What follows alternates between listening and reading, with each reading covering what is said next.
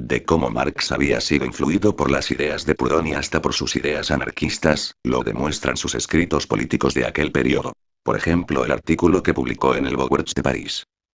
El Beauvert era un periódico que aparecía en la capital francesa durante 1844 y 1845, bajo la dirección de Henry Bernstein. Su tendencia era, al principio, liberal solamente. Pero más tarde, después de la desaparición de los anales germano-franceses, Bernstein trabó relación con los antiguos colaboradores de esta última publicación, quienes lo conquistaron para la causa socialista. Desde entonces el Beauvert se convirtió en un órgano oficial del socialismo y numerosos colaboradores de la extinguida publicación de Arnold Ruge, entre ellos Bakunin, Marx, Engels, y Heine entre otros, contribuyeron a él con sus trabajos. En el número 63 de ese periódico, 7 de agosto de 1844, Marx publicó un trabajo de polémica, acotaciones críticas al artículo El rey de Prusia y la reforma social. En él estudia la naturaleza del Estado y demuestra la incapacidad absoluta de ese organismo para aminorar la miseria social y para suprimir el pauperismo. Las ideas que el autor desenvuelve en ese artículo son ideas puramente anarquistas y están en perfecta concordancia con los conceptos que Proudhon, Bakunin y otros teóricos del anarquismo han establecido a ese respecto. Por el siguiente extracto del estudio de Marx podrán juzgar los lectores. El Estado es incapaz de suprimir la miseria social y anular el pauperismo. Y aun cuando se preocupa de este problema, si es que se decide a hacer algo, no dispone de otros recursos que la beneficencia pública y las medidas de carácter administrativo y frecuentemente ni siquiera eso. Ningún Estado puede proceder en otra forma. Porque para suprimir la miseria debería suprimirse a sí mismo, puesto que la causa del mal reside en la esencia, en la naturaleza misma del Estado, y no en una forma determinada de él como supone mucha gente radical y revolucionaria que aspira a modificar esa forma por otra mejor. Es un gravísimo error creer que la miseria y los terribles males del pauperismo pueden ser curados mediante una forma cualquiera del Estado. Si el Estado reconoce la existencia de ciertos males sociales, trata de explicarlos, ya sea como leyes naturales contra las que nada puede hacer el hombre, o bien como resultados de la vida privada, en la cual no puede inmiscuirse, o, también, como defectos de la administración pública. Por eso en Inglaterra la miseria es considerada como consecuencia de una ley natural, según la cual los hombres aumentan en proporción mayor a los medios de vida. Otros afirman que la mala voluntad de los pobres es la causa de su pobreza. El rey de Prusia, Federico Guillermo I, ve la causa de ello en los corazones poco cristianos de los ricos. Y la Convención, el Parlamento revolucionario francés, sostiene que los males sociales son la consecuencia del ánimo contrarrevolucionario que demuestran los propietarios. Por consiguiente, en Inglaterra se castiga a los pobres, el rey de Prusia recuerda a los ricos sus deberes cristianos y la Convención francesa corta las cabezas de los propietarios. Además, todos los estados buscan la causa de la miseria en los defectos fortuitos o intencionales de la administración y por lo tanto creen posible reducir el mal mediante reformas administrativas. Pero el Estado no posee el poder de salvar la contradicción existente entre la buena voluntad de la administración y su capacidad real. Porque si así fuera, tendría que anularse a sí mismo, ya que él se basa en esa contradicción que reina entre la vida pública y la privada, entre los intereses generales y los particulares. Por eso la administración se halla limitada por una función exclusivamente formal y negativa, pues donde principia la vida civil termina el poder de la administración. El Estado no puede impedir jamás las consecuencias que se desarrollan lógicamente a causa del carácter antisocial de la vida civil, de la propiedad privada, del comercio, de la industria y del despojo mutuo de los distintos grupos sociales. La bajeza y la esclavitud de la sociedad burguesa constituyen el fundamento natural del Estado moderno. La existencia del Estado y la de la esclavitud no pueden ser separadas. Del mismo modo como el antiguo Estado y la esclavitud antigua, contradicciones clásicas y francas están íntimamente vinculados entre sí, así también el Estado moderno y el actual mundo de mercaderes, contradicción cristiana e hipócrita, están fuertemente aferrados uno al otro. Esta interpretación esencialmente anarquista de la naturaleza del Estado, que parece tan extraña si se recuerdan las doctrinas posteriores de Marx, es una prueba evidente del origen anárquico de su primera evolución socialista. En el mencionado artículo se reflejan los conceptos de la crítica del Estado hecha por Proudhon, crítica que tuvo su primera expresión en su famoso libro, ¿Qué es la propiedad?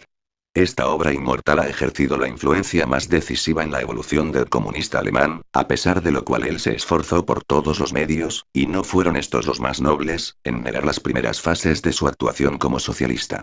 Naturalmente, los marxistas apoyaron en esto a su maestro, y de esta manera se desarrolló poco a poco el falso concepto histórico acerca del carácter de las primeras relaciones entre Marx y Proudhon. En Alemania principalmente, siendo este último casi desconocido, pudieron circular las más extrañas afirmaciones en ese sentido. Pero cuanto más se logra conocer las importantes obras de la vieja literatura socialista, más se nota todo lo que el llamado socialismo científico debe a aquellos utopistas, que durante largo tiempo fueron olvidados a causa de la reclame gigantesca que la escuela marxista, y de otros factores que relegaron al olvido la literatura socialista del primer periodo. Y uno de los maestros más importantes de Marx y el que sentó las bases de toda su evolución posterior, fue precisamente Proudhon, el anarquista tan calumniado y mal comprendido por los socialistas legalitarios. El 20 de julio de 1870, Karl Marx escribía a Friedrich Engels lo siguiente. Francia debe ser golpeada rudamente, pues si Prusia consigue salir victoriosa, el poder estatal llegará a estar más centralizado y lo mismo ocurrirá con todo el movimiento obrero de Alemania. La potencia alemana trasladará el centro del movimiento obrero de Francia a Alemania. Solo es necesario comparar el movimiento en estos dos países, desde 1866 a nuestros días, para convencerse de la superioridad de la clase obrera alemana sobre la francesa, tanto en la teoría como en la organización, y su potencia mayor en los acontecimientos internacionales significa un triunfo para nuestra doctrina sobre la de Proudhon. Marx tenía razón, el triunfo de Alemania sobre Francia significó una nueva ruta en la historia del movimiento obrero europeo. El socialismo revolucionario y liberal de los países latinos fue hecho a un lado, dejando el campo a las teorías estatales y antianarquistas del marxismo. La evolución de aquel socialismo vivificante y creador se vio turbada por el nuevo dogmatismo férreo, que pretendía poseer un pleno conocimiento de la realidad social, cuando era apenas un conjunto de fraseologías teológicas y de sofismos fatalistas, y resultó ser luego el sepulcro de todo verdadero pensamiento socialista. Con las ideas, cambiaron también los métodos de lucha del movimiento socialista. En vez de los grupos revolucionarios para la propaganda y para la organización de las luchas económicas, en los cuales los internacionalistas habían visto la semilla de la sociedad futura y los órganos aptos para la socialización de los medios de producción e intercambio, comenzó entonces la era de los partidos socialistas y de la representación parlamentaria del proletariado. Poco a poco se olvidó la antigua educación socialista que llevaba a los obreros a la conquista de la tierra y de las fábricas, poniendo en su lugar la nueva disciplina de partido que consideraba la conquista del poder político como su más supremo ideal. Mikhail Bakunin, el gran contrincante de Marx, observó con clarividencia el cambio de la situación y con el corazón amargado predijo que, con el triunfo de Alemania y la caída de la Comuna de París, comenzaba un nuevo capítulo en la historia de Europa. Físicamente agotado y mirando de frente a la muerte, escribió, el 11 de noviembre de 1874, estas importantes palabras a Ogarev. El bismarckismo, que viene a ser militarismo, régimen policial y monopolio financiero fusionados en un sistema que se titula el Nuevo Estado, está triunfando en todas partes. Pero quizás dentro de 10 o 15 años la inestable evolución de la especie humana alumbrará nuevamente los senderos de triunfo. Bakunin se equivocó en esa ocasión, no calculando que habría de pasar medio siglo hasta que, en medio de una terrible catástrofe mundial, fuera derrotado el bismarckismo. Así como el triunfo de Alemania en 1871 y la caída de la Comuna de París fueron los signos de la desaparición de la vieja internacional, la Gran Guerra de 1914 fue el punto de arranque de la bancarrota del socialismo político. Y aquí ocurre un extraño suceso que resulta de veces verdaderamente grotesco, y que solo encuentra su explicación en la falta de todo conocimiento sobre la historia del viejo movimiento socialista. Bolcheviques, independientes, comunistas, etc., no dejaron de acusar a los herederos de la vieja socialdemocracia de una vergonzosa claudicación de los principios del marxismo. Los acusaron de haber ahogado al movimiento socialista en el pantano del parlamentarismo burgués, de haber interpretado mal la actitud de Marx y Engels sobre el Estado, etc. El director espiritual de los bolcheviques, Vladimir Lenin, trató de fundamentar su acusación sobre bases sólidas en su conocido libro El Estado y la Revolución, que es reputado por sus discípulos como la verdadera y pura interpretación del marxismo. Por medio de una colección de citas perfectamente arregladas pretende demostrar Lenin que los fundadores del socialismo científico fueron siempre enemigos declarados de la democracia y del pantano parlamentario, y que todas sus aspiraciones iban encaminadas a la desaparición del Estado. No hay que olvidar que Lenin hizo recién descubrimiento cuando su partido, contra todas las esperanzas, se vio en minoría después de las elecciones para la Asamblea Constituyente. Hasta entonces los bolcheviques habían participado a la par de los demás partidos en las elecciones, y se cuidaban de no ponerse en conflicto con los principios de la democracia. En las últimas elecciones para la Asamblea Constituyente de 1918, tomaron parte con un programa grandioso, esperando obtener una mayoría importante. Pero al ver que, a pesar de todo, quedaban en minoría, declararon la guerra a la democracia y disolvieron la Asamblea Constituyente, publicando entonces Lenin su obra El Estado y la Revolución como justificativo personal. La tarea de Lenin no era sencilla, por cierto. De un lado se veía obligado a hacer concesiones avanzadas a las tendencias antiestatales de los anarquistas, y del otro a demostrar que su actitud no era en modo alguno anarquista, sino marxista únicamente. Como inevitable consecuencia de todo esto, su obra está llena de errores contra la lógica del sano pensamiento en el hombre. Un ejemplo probará esta afirmación. Queriendo Lenin acentuar lo más posible una supuesta tendencia antiestatal de Marx, cita el conocido párrafo de Guerra Civil en Francia, donde Marx da su aprobación a la Comuna por haber comenzado desterrando el Estado parasitario. Pero Lenin no se toma el trabajo de recordar que Marx se veía obligado, con estas palabras que están en abierta contradicción con toda su actitud anterior, a hacer una concesión a los partidarios de Bakunin, con los cuales mantenía, por aquel entonces, una lucha muy enconada. Hasta el mismo Franz Miring, a quien no se le puede sospechar de simpatía hacia los socialistas mayoritarios, ha debido reconocer esa contradicción en su último libro, llamado Karl Marx, donde dice: no obstante, todo lo verídico que sean los detalles de esa obra, está fuera de duda que el pensamiento allí expresado contradice todas las opiniones que Marx y Engels habían venido proclamando desde el Manifiesto Comunista un cuarto de siglo antes.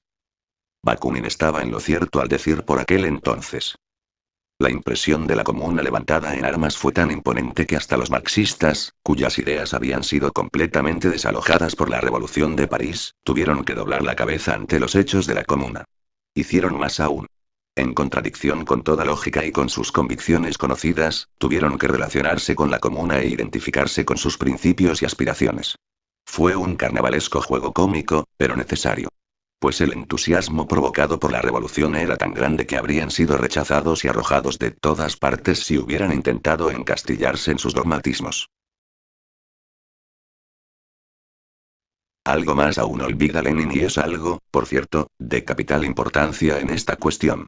Que fueron precisamente Marx y Engels quienes trataron de obligar a las organizaciones de la vieja internacional a desarrollar una acción parlamentaria, haciéndose, de este modo, responsables directos del empantanamiento colectivo del movimiento obrero socialista en el parlamentarismo burgués.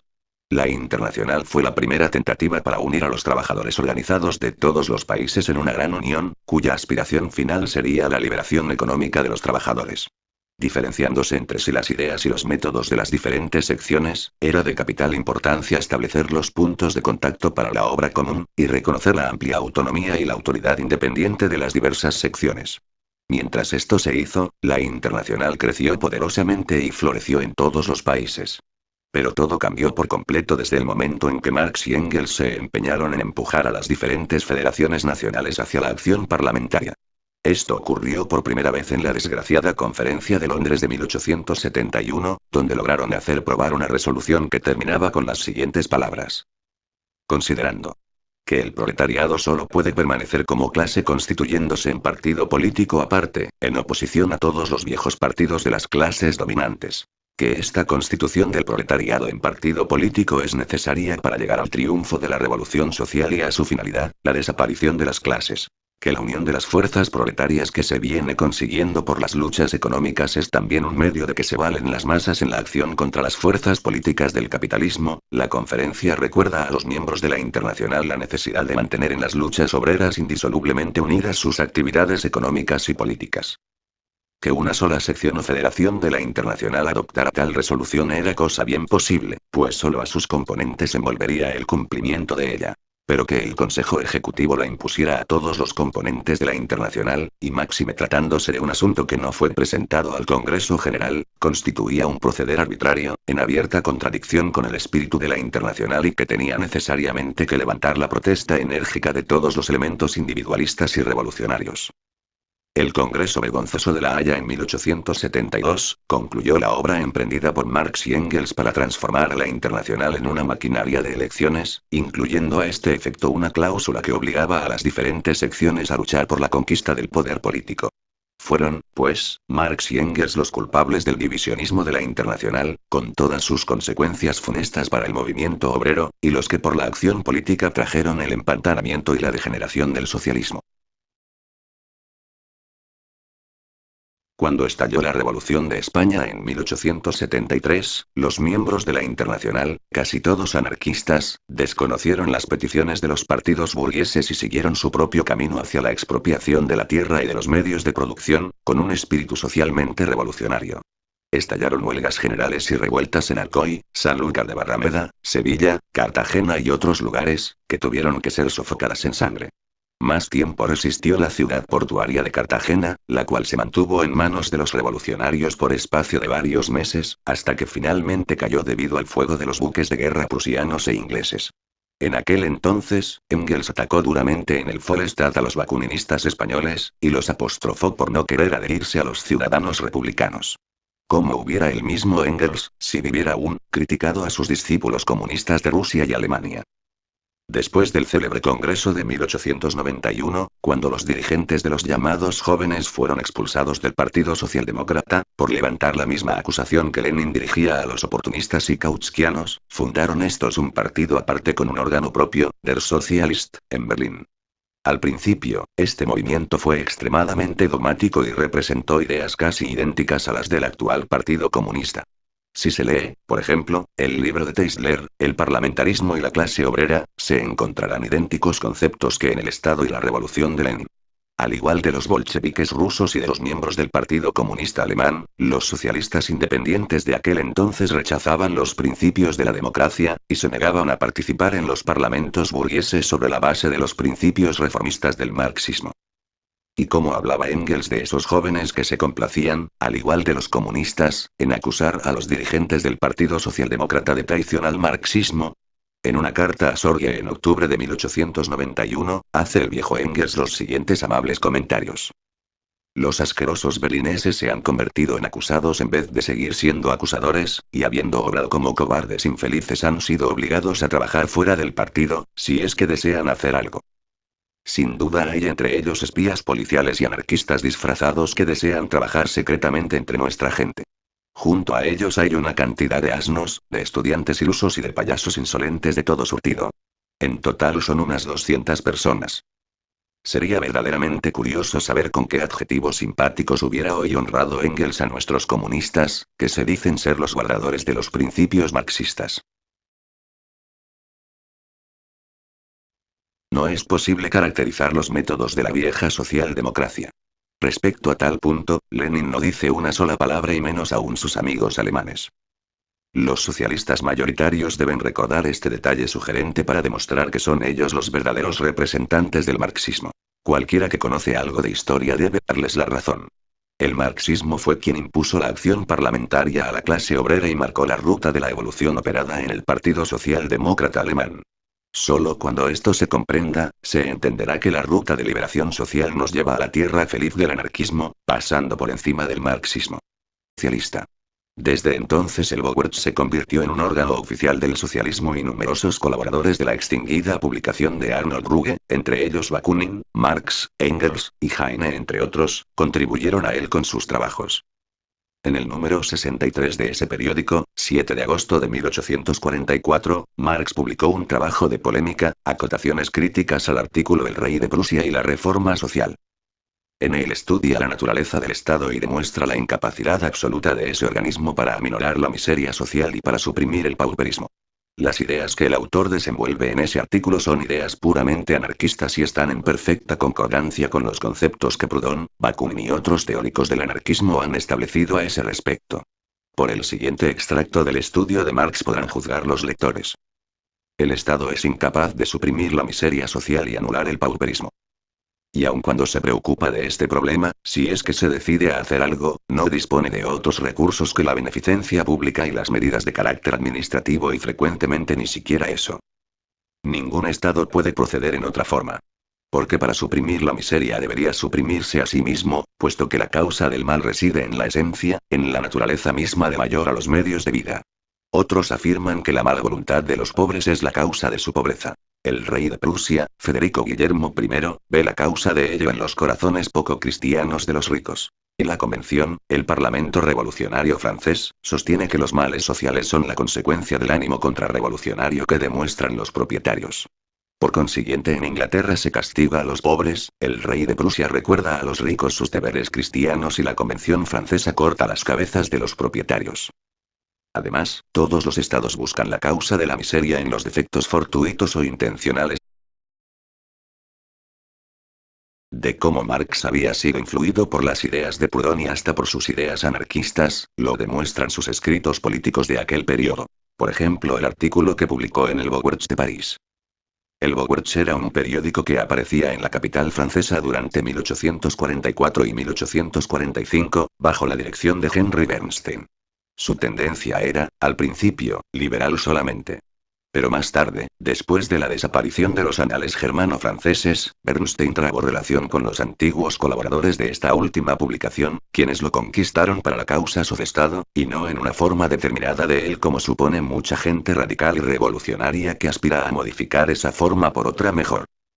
Es un gravísimo error creer que la miseria y los terribles males del pauperismo pueden ser curados mediante una forma cualquiera del Estado. Si el Estado reconoce la existencia de ciertos males sociales, trata de explicarlos, ya sea como leyes naturales contra las que nada puede hacer el hombre, o bien como resultados de la vida privada, en la cual no puede inmiscuirse, o, también, como defectos de la administración pública. Por eso en Inglaterra la miseria es considerada como consecuencia de una ley natural, según la cual los hombres aumentan en proporción